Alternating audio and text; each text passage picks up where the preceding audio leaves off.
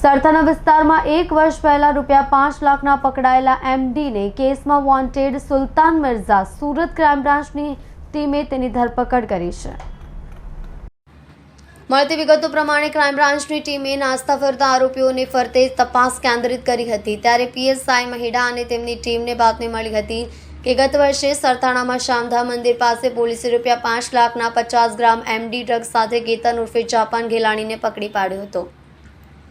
જે અંગે સરથાણા પોલીસમાં એનડીપીએસ એક્ટ અન્વયે ગુનો નોંધાયો હતો। જે ગુનામાં ભાવનગરના નીતિન સુલતાને કેતનને એમડી આપ્યું હોય તેને વોન્ટેડ જાહેર કરાયો હતો। જે નીતિન ઉર્ફે સુલતાન ગુસાભાઈ માંગુકિયાને પાલીતાણા જઈ ક્રાઇમ બ્રાન્ચની ટીમે પકડી પાડ્યો હતો। નીતિન સામે વર્ષ 2018માં પણ સરથાણા પોલીસમાં છેતરપિંડીનો ગુનો દાખલ થયો હતો। વધુમાં પીએસઆઈ મહિડાના જણાવ્યા પ્રમાણે નીતિન ફાઇનાન્સનો મોટો ધંધો કરતો હતો। જો કે 10 વર્ષ પહેલા તેને ફાઇનાન્સના ધંધામાં દિવાળું ફૂક્યું, જેથી તે અવળા માર્ગે ચડી ગયો હતો। અને વધુમાં નીતિનને સુલતાન મિર્ઝાનો વહેમ હતો, જેથી તેના જેવા જ વ્હાઇટ કપડાં અને ગોલ્ડ પહેરતો શોખ હતો, જેથી લોકો તેને નીતિન સુલતાન નામથી ઓળખતા હતા।